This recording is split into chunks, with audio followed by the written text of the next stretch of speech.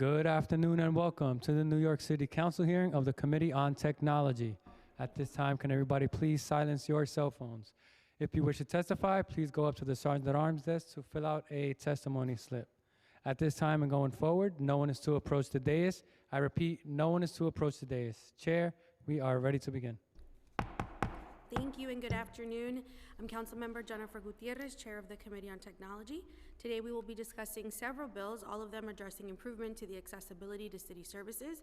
Intro 138, sponsored by Councilmember Brooks Powers, in relation to sign language public service announcements for persons who are deaf or hard of hearing on Link NYC kiosks.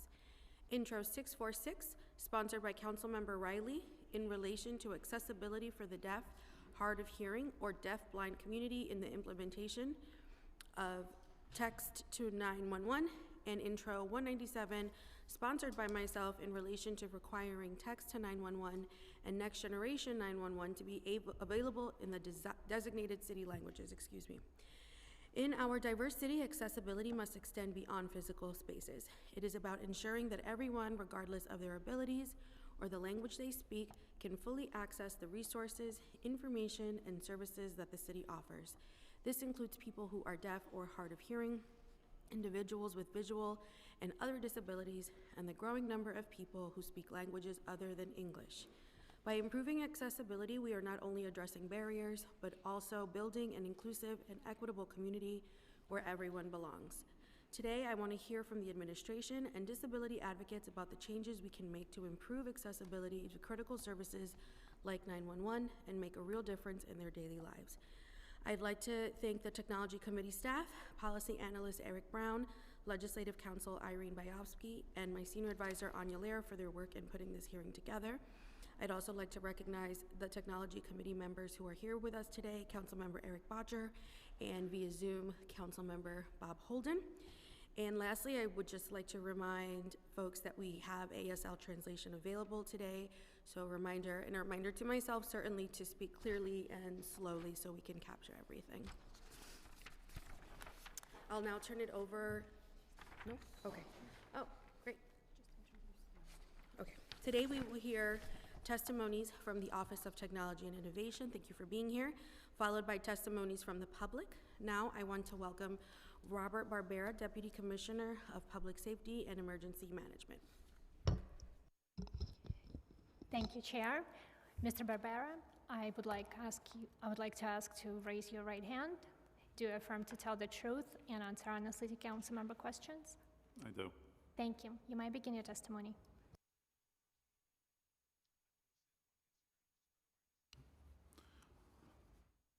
Good afternoon, Chair Gutierrez and members of the City Council Committee on Technology. My name is Robert Barbera, and I am the Deputy Commissioner of Public Safety and Emergency Management for the Office of Technology and Innovation, OTI. Thank you for the opportunity to discuss our progress on Next Generation 911, also known as NG 911, and future opportunities to expand language access for our city's 911 system. OTI, in collaboration with the New York Police Department, NYPD, and the Fire Department of the City of New York, FDNY, oversees the technology underpinning New York City's vast 911 system. Our city's 911 system is the largest and most complex emergency communication system in the nation, receiving over 9 million calls and handling nearly 45,000 text sessions a year. For several years, all three agencies have been collaborating to migrate the legacy 911 system to a modern, IP-based, all-digital network called Next Generation 911. This project has been essential to ensure a resilient and modern technical foundation of one of our city's most critical services while continuing to provide essential, uninterrupted emergency response services. The establishment of critically needed modern infrastructure can also pave the way for other enhancements and benefits, including the acceptance of multimedia data, for example, text, photos, videos, etc., improved interoperability between all public safety agencies that share a 911 system, improved call routing between neighboring jurisdictions, and greater accuracy when identifying a caller's location. While we knew the full implementation of NG 911 would take years, we also recognized the urgency behind establishing text to 911 within the legacy 911 system in the intervening period. To that end, we launched interim text to 911 in June of 2020.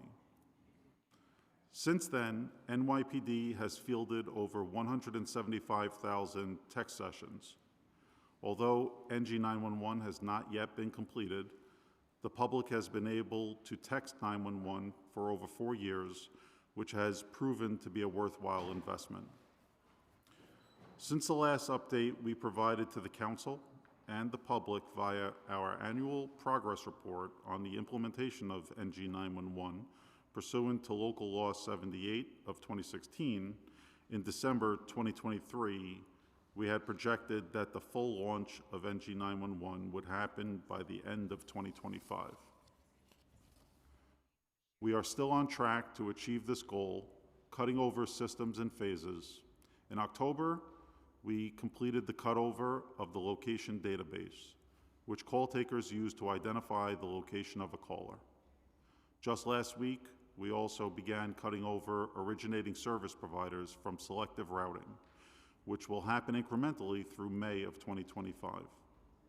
Other core system components on track to be completed by July 2025 include network core infrastructure services, technology used for logging and recording calls, texts, and other media in order to enable NYPD and FDNY to research incidents, analyze data, and prepare reports, and the integrated solution for GIS data management, including the aggregation of address points and emergency service boundaries. Finally, call handling is on track to be fully cut over by the end of December 2025. I will now turn to the legislation on today's docket. Introduction 138 would require a certain percentage of the city's public service announcements on Link NYC kiosks to be in American Sign Language, ASL. Since my role at OTI focuses on the provision of the city's emergency communications, I would have to defer to other colleagues on the merit of this particular proposal to assess whether it's technically practicable for the Link NYC program. However, I'd be happy to collaborate with NYPD and the Mayor's Office for People with Disabilities, MOPD, on a text to 911 public awareness campaign on Link NYC kiosks as a way to test and evaluate how public service announcements in ASL may be implemented in the future. Next, Introduction 197 proposes to require OTI to report on the future availability of text to 911 in the designated city languages. Today, on-site language translation support for 911 callers and texters is in Spanish, with other language translation services supported through LanguageLine. There is no anticipated change to language availability when the first phase of NG 911 is completed next year.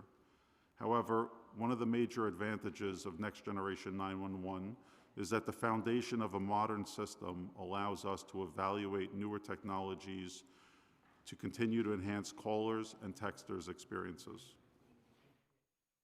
While our focus and priority at this stage in implementation is to make a seamless cutover to the new IP-based system, acquiring technology that would be able to translate text to 911 in real time is in our roadmap for future enhancements.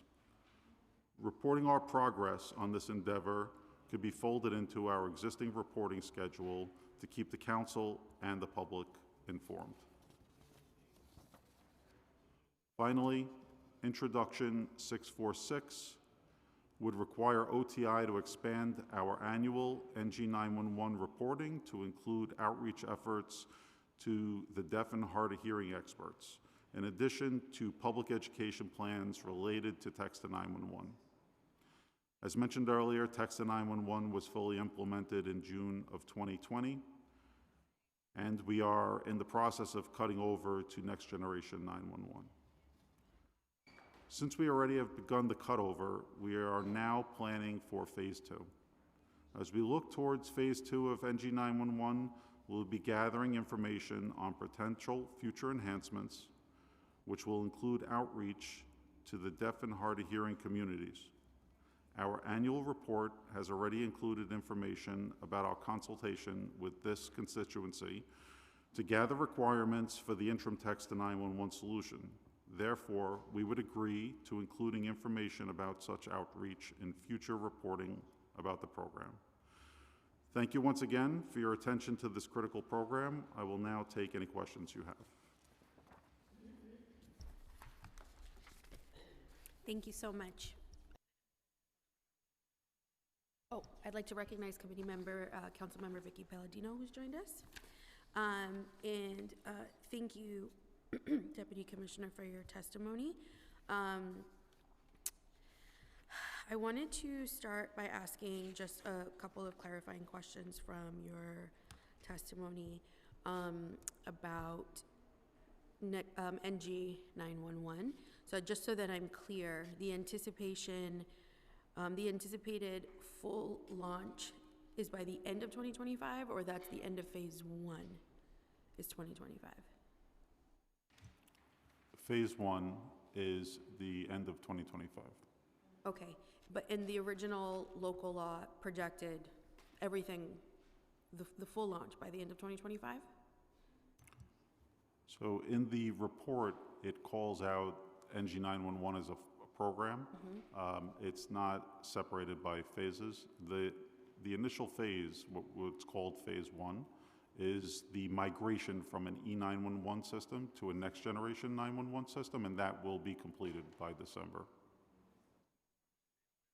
2025. Okay, and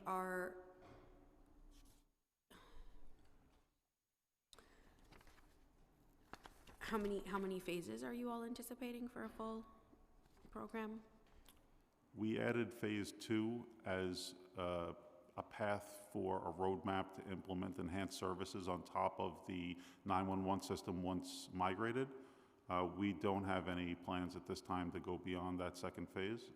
Okay. But as technology matures, we would reevaluate that. So it's a phase to update kind of in real time? Once the critical back-end infrastructure is in place and we're fully operating within a next-generation 911 system, then we could evaluate other enhancements to put on top of that. Okay. Okay, I have some questions about the legislation, but let me start with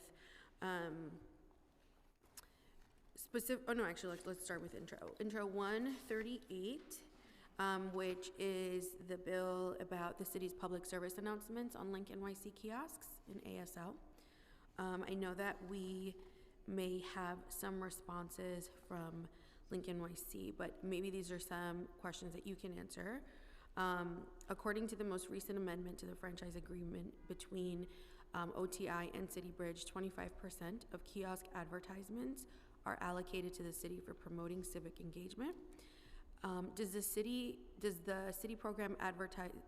advertising program utilize the full amount of allocated screen time? I would have to take that question back to the franchise division and get back to the committee. Okay. Do you know who decides what content is displayed on the kiosks by the advertising program? Again, I would have to take that back to the franchise division. Okay. And then if you can take another question back to them is, how do they determine the location and timing of the ad placement? Okay. Let me just go through these questions also about Link NYC, and then, we'll wait for the response back if you can't answer them. Do Link NYC kiosks have video call capability? There are video relay services at the Link NYC kiosk. Do you know the software that's used for video or video relay?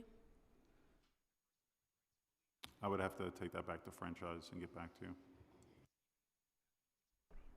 Yeah. I do think those questions were shared in advance, though. But you don't have the answers with you about the software that's used, correct? I wouldn't want to provide incorrect information. I would need to check with franchise. Okay. And the same for what software do you use to display ads? Okay. What about the operating system used by Link NYC? I'll check with franchise and we will circle back with the committee. Okay. The last question, if you can take back. Link NYC kiosks display advertisements as static images on the screen. Could they display moving images? Okay.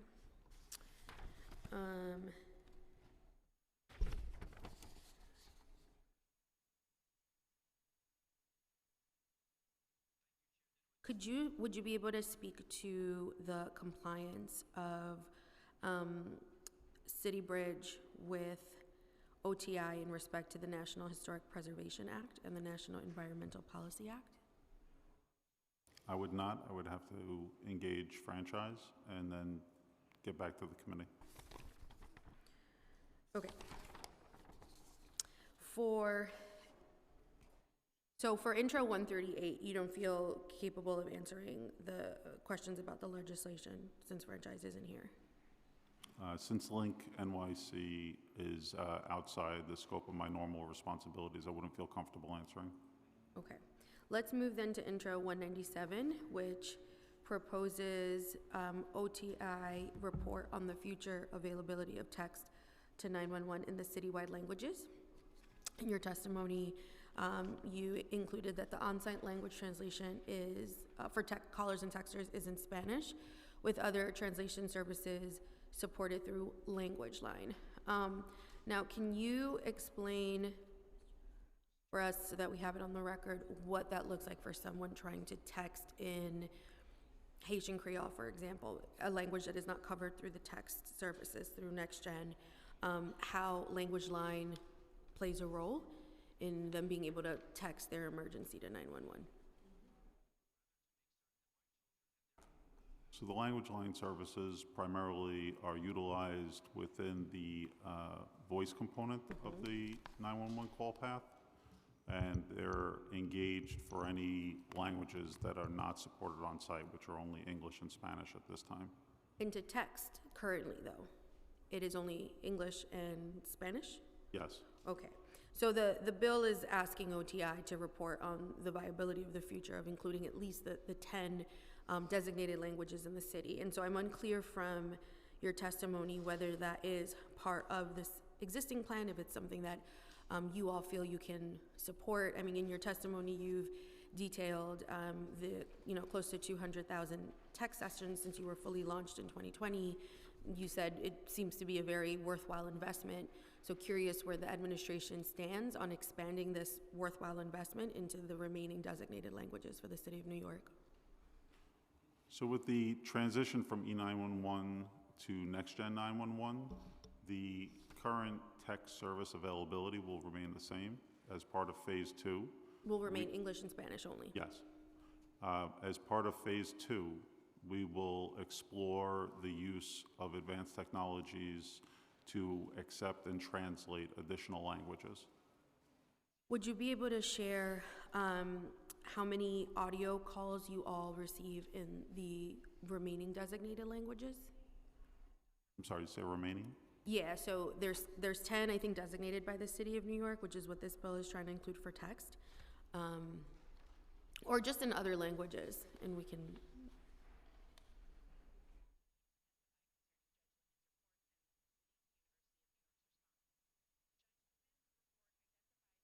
And then just also, if you can, curious what you think some of the challenges are in trying to include that into Phase 1, or what you anticipate challenges are to do that into Phase 2. So overall, within the top 10 languages received that were translated within 911 in this current year to date, it was about 234,000 plus calls that were translated, Audio calls. audio Right, calls. okay. In 2024? Currently this year, yes. Okay. And would you be able to, do you have that, the number of texts that were sent just for this year? The number of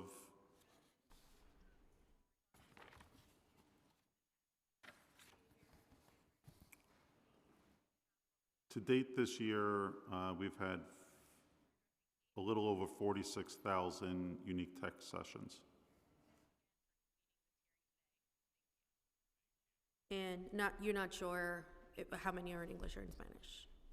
No, I do not have that information. Okay. Okay. Okay. And again, just in phase one, I know that in your testimony you shared kind of what it will be included in the remaining of phase one, phase two, and just from your perspective, what are, I know it's not part of the plan, but what are some of the challenges that exist to not be able to include at least one additional language as a text capability for next gen? The plan for phase two would involve evaluating additional technology to be layered on top of the next gen 911 system to translate incoming languages, transcribe them, and then translate them back. The current E911 system, nor the current next-gen 911 system has that capability today. It's something that we would have to evaluate and test. Does have or does not have? I'm Does sorry. not have, Okay. yeah. But does have it for Spanish? It cannot automatically translate any languages. The Spanish support is provided by Spanish-speaking call takers. I see. But and you don't have the capability to do the same for a person in that additional language? So from an operational staffing perspective, that's supported by NYPD and FDNY. We'd have to take that question back to the agencies and get back to you. Okay, because my understanding is that they do have, obviously, they have persons or people to do those translations in those languages. I don't know, I'm not sure if it's necessarily language line. So that's why I'm asking logistically how that's transcribed from someone texting in Spanish to 911. You're saying it's a person, it's someone that's able to interpret and then translate. Correct, English and Spanish only. Okay. I'm gonna pass it off to Councilmember Palladino, who I know has a couple questions and has to leave, and I'll come back. Good afternoon, Commissioner. Thank you very much, Chairwoman. I have to say, I'm a little disappointed with the lack of answers that you're able to give us today. This sounds like something, these three bills sound like something that's extremely important to a great many New Yorkers who are suffering with or born with these disabilities.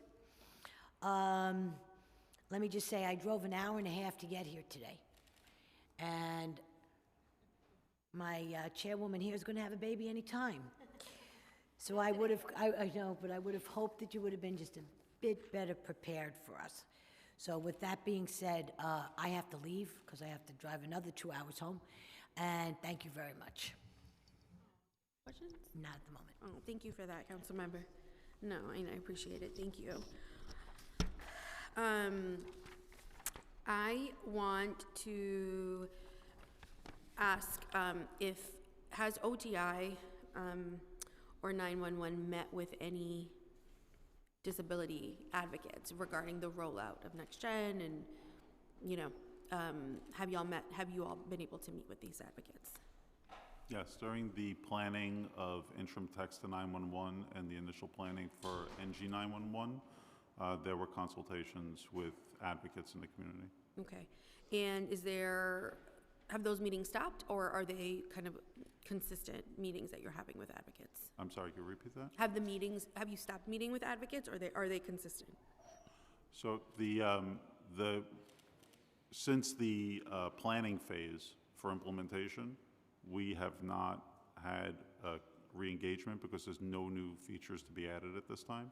However, in phase 2, we would look to reinitiate those engagements as we try and determine what capabilities could be added to Next Generation 911. And the planning phase was between the legislation being passed in 2020? Was in 2020, correct? Okay. And so for phase 2, those are the administration's intentions to meet with advocates? Yes. Pre-planning. Okay. Do you have any experts on accessibility for the deaf, hard of hearing, or deaf-blind community on staff to assist with 911 or 311 accessibility? Not part of the 911 staff, no. Okay, but do you have these members from the community on just the OTI staff? You're saying just not assigned to Next Gen? Many of our engagements are through MOPD. For interim text to 911, we did have a advocate as a consultant on staff.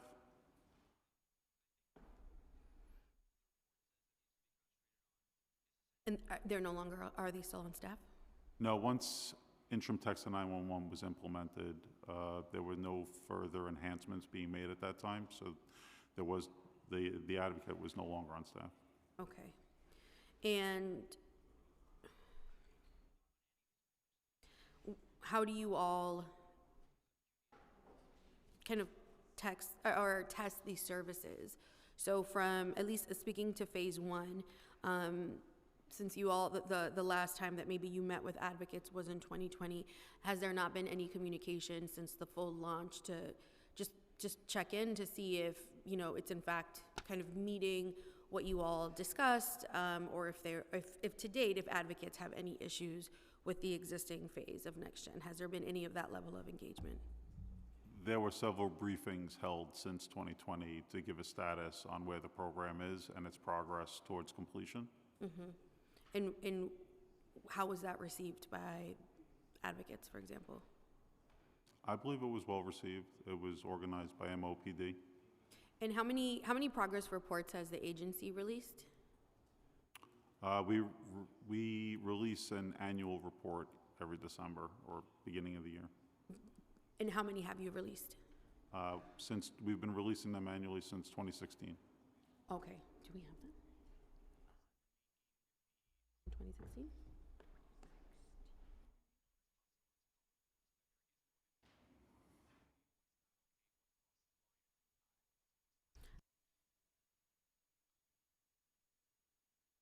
Okay, great.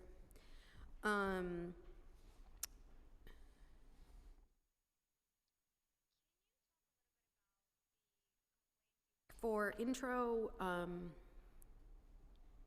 197, excuse me, back to the text messaging in multiple languages.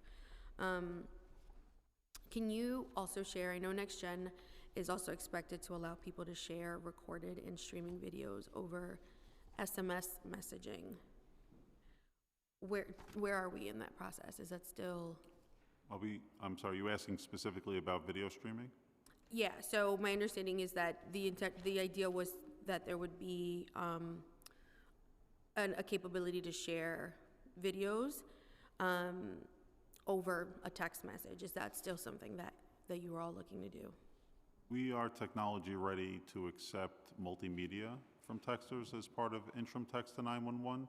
It does not support live video streaming, as the legacy E911 system and the interim text system are unable to support that. Sharing of multimedia also depends on the carrier's ability to provide that service.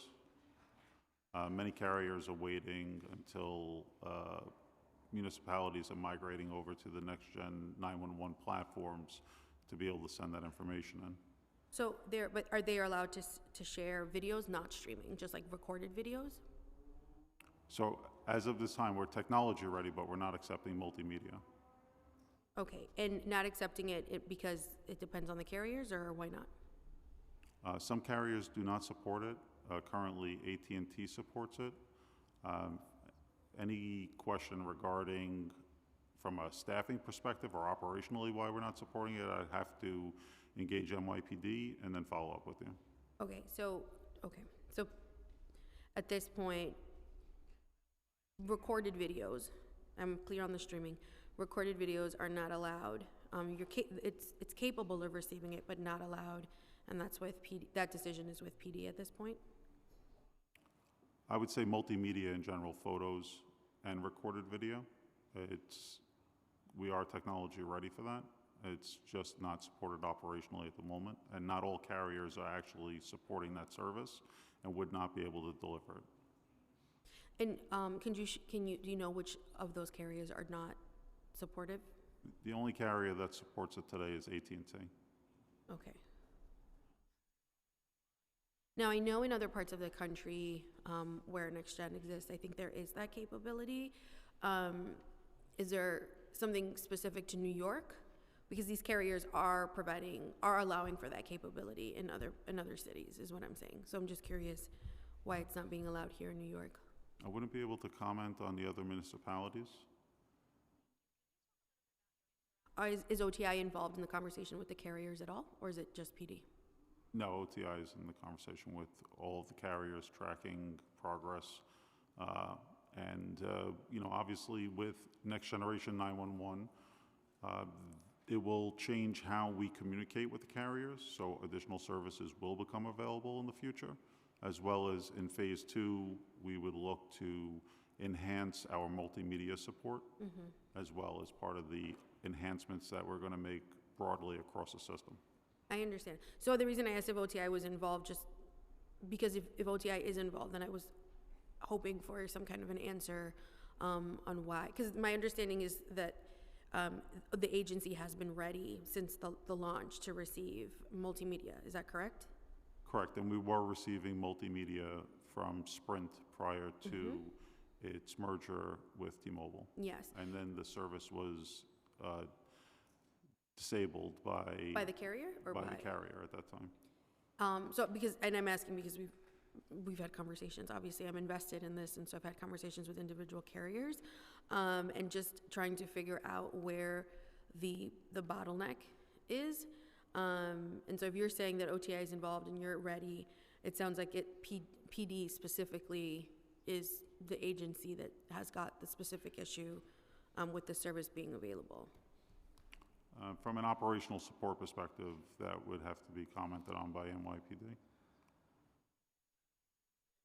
Is there a role that the OTI plays in operational support moving forward with this capability? From a call taker and dispatcher perspective, that's supported by NYPD and FDNY. The systems and infrastructure and operational support of the infrastructure is provided by OTI. Okay.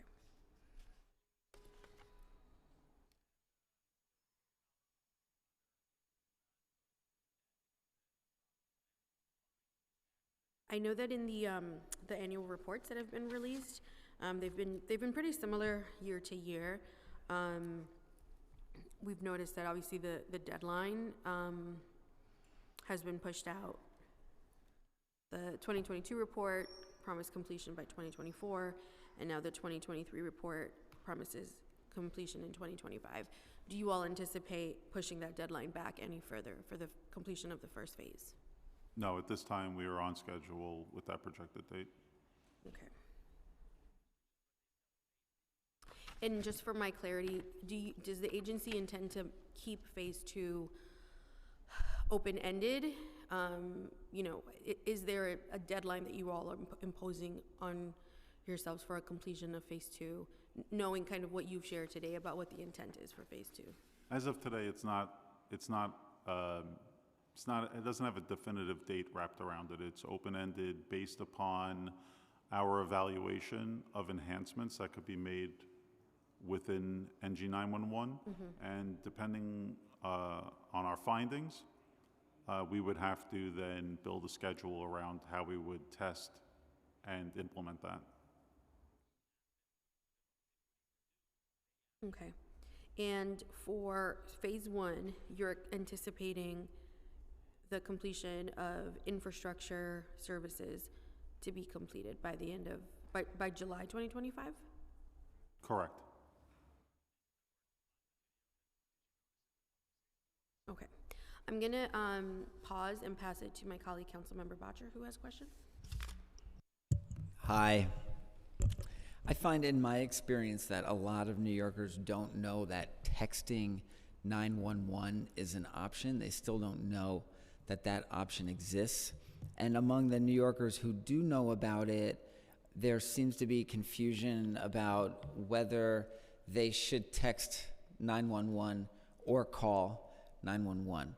On the city website, it says don't text 911 unless you need to. You should call unless you need to call, unless you need to text. Could you clear that up for us? I believe that the reference that you're making is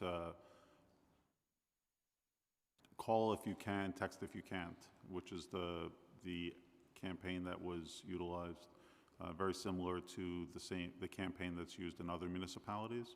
A voice call is faster in processing generally than a text call, so we advise most people to make the voice call if they can, but for some reason if they're unable to text 911. Why is a voice call faster in processing? The call taker is able to ask direct questions and get responses faster than messaging going back and forth. To give you an example of that, with the 175,000 plus text sessions that were received so far, it's required almost 3.8 million messages to go back and forth for those 175,000 sessions. So it's much faster to process a response during a voice call than it is with a text session. So in other words, when you have someone on the phone, you can quickly ask them the questions you need to know the answers to, rather than sending them a text and waiting for them to type the answer, and then asking another question, asking them to type the answer.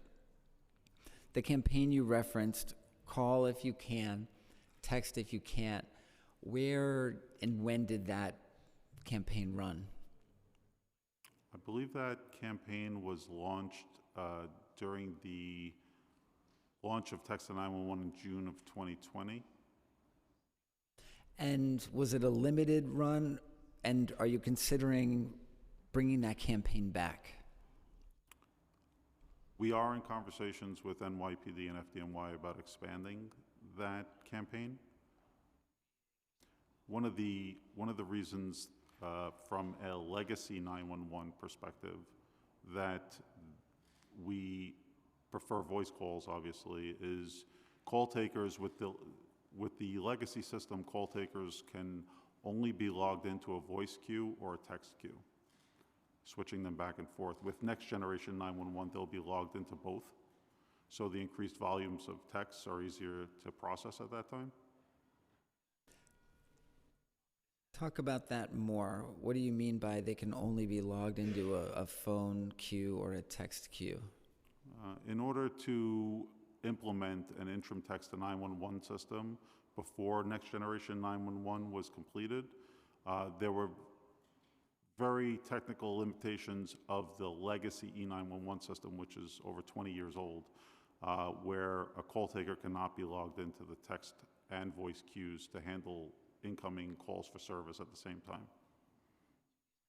Are there specific situations in which you'd recommend someone consider texting, other than being, obviously, if you're a person who's hearing impaired?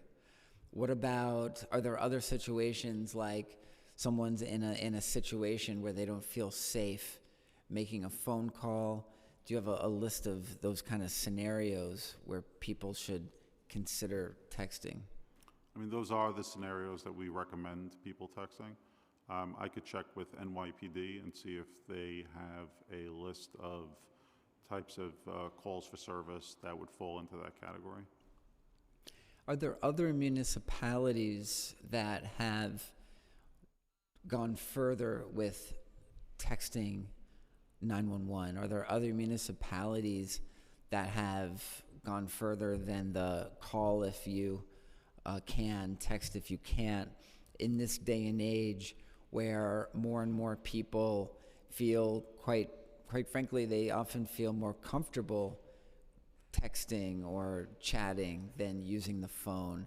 Are there other cities that have expanded on this to make it faster and easier to correspond via text? I wouldn't be able to comment specifically to any difference in service that other municipalities have implemented.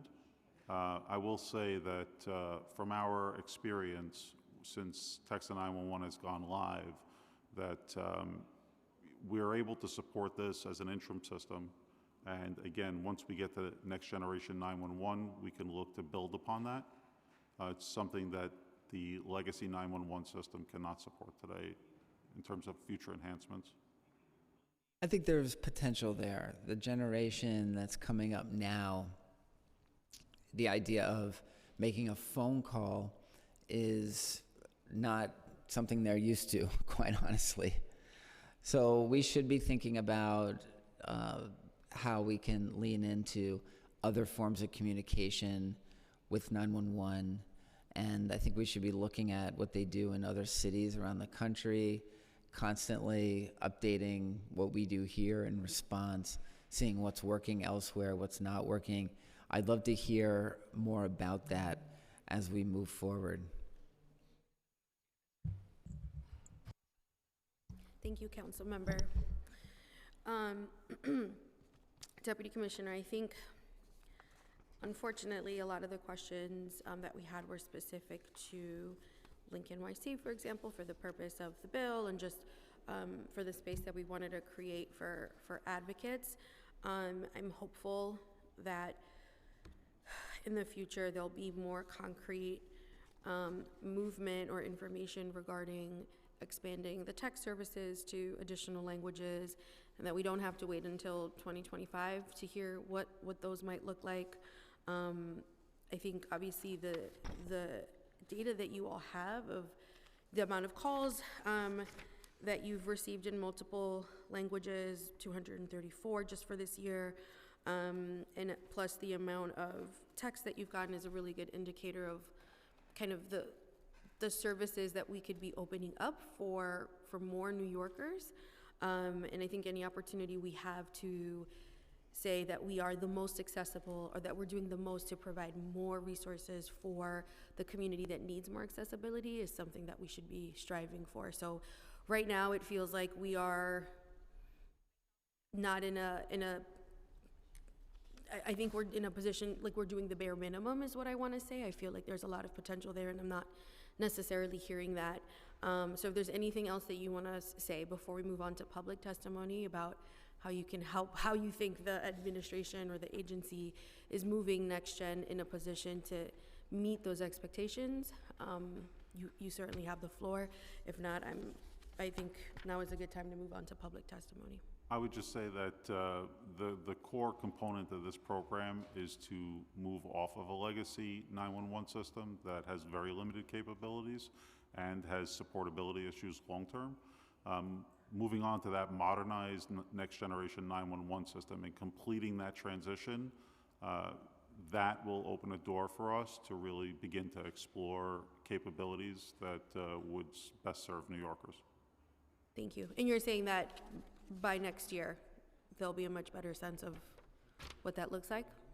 So phase 2 would begin directly after the completion in December 2025, and we would begin in 2026 to start to evaluate options and services. In 2026 is when you'll start the planning process? We'll start an assessment of available capabilities that may be available for integration. And when do you think that you would start working with advocates again, for example? Is that in 2025? That would be in the beginning of 2026 when we start phase 2. Okay. Okay. All right, well, thank you so much. I appreciate your time. Looking forward to the responses from the franchise team. I now open the hearing for public testimony. I remind members of the public that this is a formal government proceeding and that decorum shall be observed at all times. As such, members of the public shall remain silent at all times. The witness table is reserved for people who wish to testify. No video recording or photography is allowed from the witness table. Further, members of the public may not present audio or video recordings as testimony, but may submit transcripts of such recordings to the Sergeant at Arms for inclusion in the hearing record. If you wish to speak at today's hearing, please fill out an appearance card with the Sergeant at Arms and wait to be recognized. When recognized, you will have 3 minutes to speak on today's hearing topics on 311, intros 138, 197, and 146. If you have a written statement or additional written testimony you wish to submit for the record, please provide a copy of that testimony to the Sergeant at Arms. You may also email written testimony to testimony@council.nyc.gov within 72 hours of this hearing. Audio and video recordings will not be accepted. And our first panel is Michelle Blonde Monerville from Lead for Humanity. And I'm sorry if I mispronounced your name.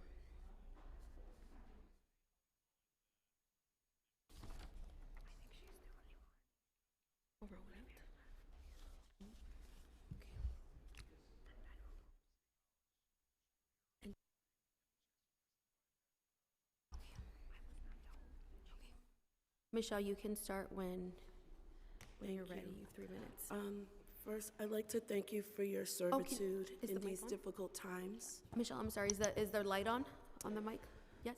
I'll just bring the mic up closer. Okay, thank you. I'd like to thank you for your servitude in these difficult times. On behalf of everyday people who are Havana syndrome or anomalous health victims, some knowingly and others unknowingly, I'm here to represent them. With the glaring awareness of the benefits afforded to our diplomat counterparts, we certainly hold fast to the notion that one day we too will be recognized and compensated. Everyday Havana syndrome victims are comprised of diagnosed victims who have been unlawfully experimented on and subsequently targeted in various nefarious manners.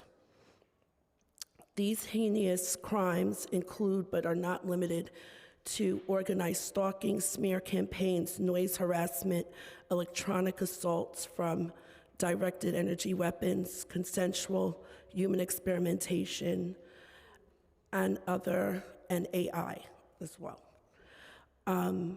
They are remotely accessing the public's bodies and biometrics. We support your bill to monitor and set standards for AI implementation used by various agencies, and would like other bills also that protect our neural rights, like the Colorado Bill 241058 and the California Bill SB 1223. And I'm just making it short and sweet that people are being experimented on, and it's very necessary that we have these bills that protect us from various agencies around the city. Thank you. Thank you.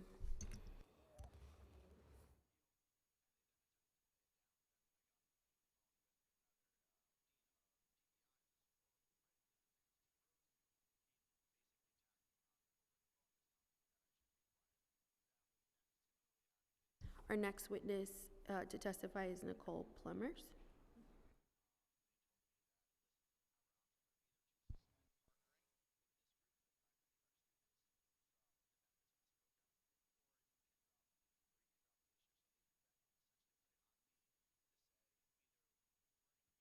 You begin.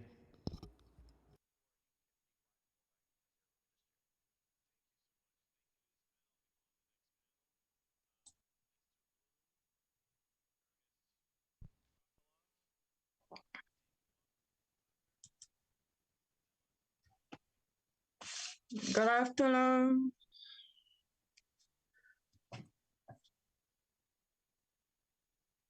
We can hear you. You can start. Hello, can you hear me? Good afternoon. You may begin. Yes, we see you. Thank you.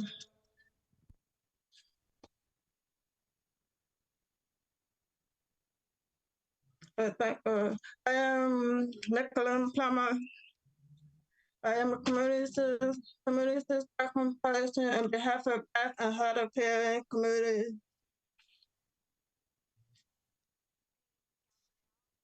Community spoken person on behalf of Black and hard of hearing community.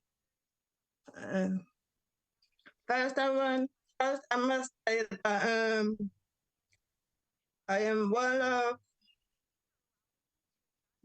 the applicants who were part of initiative projects of 911 many years ago. And I have worked collaboratively with New York City Department of Information Technology and Communication. And unfortunately, there has been disconnection between the community and the New York City Department of Information Technology Communication. We have been working long time with the Commissioner Jessica Titt on this particular project on test 911 to that went live in June of 2020. Going forward, we did not have an opportunity to work with Commissioner Robert Barber since Jessica's test left. For some reason, they haven't been working with us, work with the advocates and stakeholders for us to strengthen their project. Next generation 911. Since they took over, there has been no meeting for them to go forward, and I don't know why. So there has been no progress, and we have all that information and knowledge that we could have guided the new commissioner how they could move forward with the project. And now, and the next generation 911, now it's 2024, Thank you. nothing Your time happened. has expired. I've never met Robert until today, through the Zoom, until today when he testified. Speaking of that, we did have an advocate, a deaf consultant, to work with the Office of Technology and Innovation on this particular project. Thank you. I don't know why they stopped using that particular deaf consultant on that project. So going forward, nothing has been taking place, nothing. And that's unfortunate. And the way they are operating now is disservice, because it's inappropriate to implementing the program and not working with the African. But they need to strengthen the program Thank you, Nicolin. Thank to you. make the next generation 911 accessible. Thank you. We have one more person testifying, Nicolin. Thank you. I do have a follow-up question, but we have one more person to testify. Give me 1 second. I want to call witness Marcelette Davis. You may begin.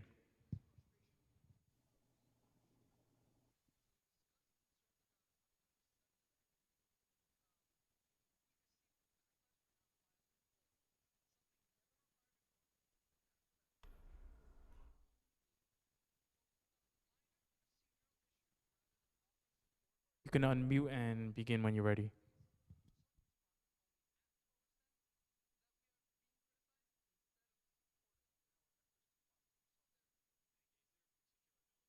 Okay. Can you hear me? Yes. Okay, hello. Hello. This is Marcelette Davis speaking. And I'm a representative for myself today. And I'm an advocate for the deaf community at whole. I'm an advocate, and I also work with the Commissioner of Technology, and I did before. I had left because they were unwilling to work with us. I had not heard anything about them going through with the project Operational 911, tech support for deaf and hard of hearing, to make sure that there was improvement with the technology service for deaf and hard of hearing. You know, we are the individuals here that would be using the Link New York billboards, and deaf individuals that I work with that use sign language, that take classes for technology, and also the Department of Hearing Services have an ongoing agreement that ASL is the language for deaf individuals, and it's their human rights when they're walking by a billboard that they should be able to see a billboard that's displayed in their own language. You know, after all, this is what we work for. You know, we've put a lot of work, and this is something that it has many components to it. And often we feel forgotten. And so now it is 2024, and we do hope that we want to continue to work on this so that we can get this smoothed out technology-wise and have a visual technology. Thank you so much for your time. Thank you both. I really appreciate your testimony this afternoon, your patience, and we are listening and very much aligned in our disappointment with the agency's responses today, but their inability to really talk us through their vision for increased accessibility moving forward. I also just want to thank you for all the time that both of you put in before this administration to ensure that the rollout in 2020 provided some level of accessibility. It is very much my goal. Yes. To demand more, to ensure that they are talking and working with advocates. You all are the experts. I certainly am not one, and we need you and your voices and your perspectives to improve this. So my question to the both of you is particularly in reference to 911 systems. Do you believe that what exists today in 2024 provides adequate accessibility for deaf individuals? You heard the administration today, you heard their responses. What do you believe could be improved? And do you think that their use of multimedia files like videos or images would improve accessibility? Okay, we'll start with Nicolyn first. Is that okay, Mandy? Sure. Okay. To answer that question, we gave them all that information. And if we had continue with that relationship, they will have all the knowledge they need to strengthen their system. But they choose to disconnect us. This is probably why they were not able to move forward, because they want to implement the program without the community feedback.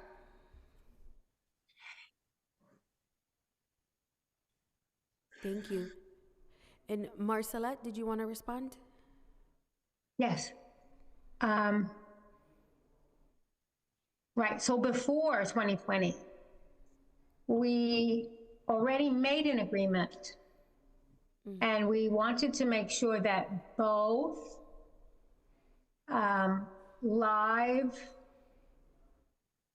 both the city and the general public work together, because that's what we really care about. That's what we really invested in, but we got nothing in response. The benefit was missed.